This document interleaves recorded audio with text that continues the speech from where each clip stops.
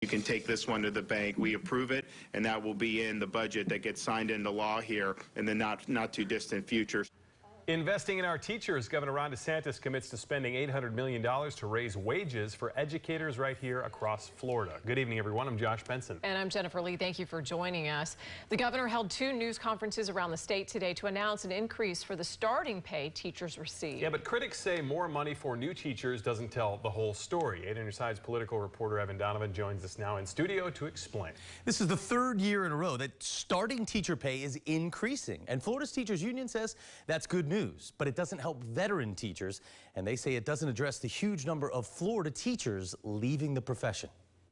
Well, it's great to be back in Clay County. In the last 3 legislative sessions, Governor Ron DeSantis says lawmakers have delivered on one of his priorities, to increase teacher pay, especially for new teachers.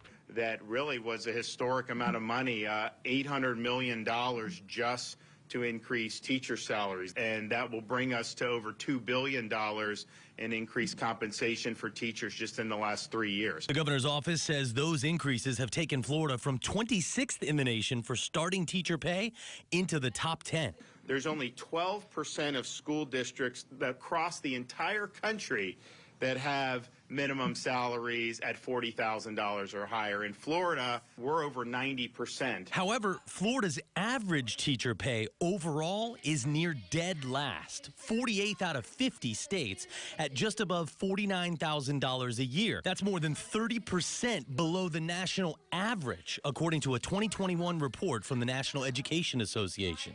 But think about that. If average beginning teacher pay is top 10 in the nation, and average pay overall is near dead last in the nation, then what you're saying is you can come in pretty high, but your pay goes down significantly from the minute you walk in the door. It's like buying a new car, right? You go and you buy a new car, and the minute you drive it off the lot, the value goes down. Well, that's how teachers are being treated. Additionally, Florida's Teachers Union says this isn't helping address the mass exodus from teaching. The organization says out of around 180,000 teachers in Florida, they started the year with more than 5,000 teacher openings, nearly double what it's been in recent years.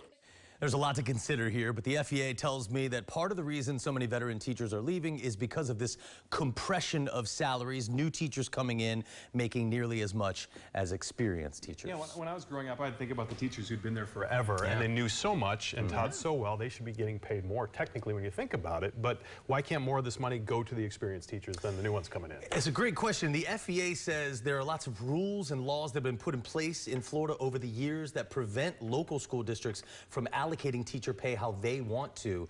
They called it one of the most confusing and restrictive salary systems in the country, despite, to your point, you know, the longer you do something, the better you get at it. That's why you're better at your job than I am, Josh. Yeah, You've been doing it so much longer. Right, there you go. But we do need new teachers, so I mean, you can see the balance. Absolutely. Trying to lure more people into the industry. Well, you heard there's a lot of openings right now, so it's a big issue. And there's obviously more to this story, so you're going to stay on it. Way more. All right. Awesome. Thank Thanks, you. Evan.